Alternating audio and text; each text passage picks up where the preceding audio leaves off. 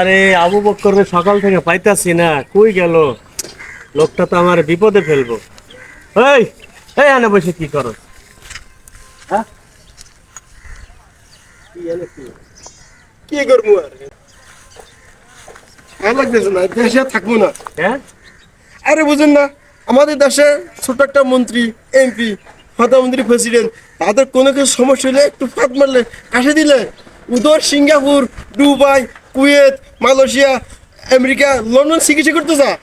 আর বুঝেন না, আমাদের আমির জামাত এত বড় একটা তার দুর্ঘটনা ঘটলো, বাইবার সার্জারি, কি বাংলাদেশ তার চিকিৎসা করতে হবে? আলহামদুলিল্লাহ চিকিৎসা করছে, কিন্তু যদি কোনো একটা ঘটনা ঘটতো ড্রাইভারকে দিত। এই যে দেশে থাকবো না। হয়েছে। বোকা ছেলে বোঝে না আমিরে জামাত কি এরকম মানে তার ইমান কি এত কম?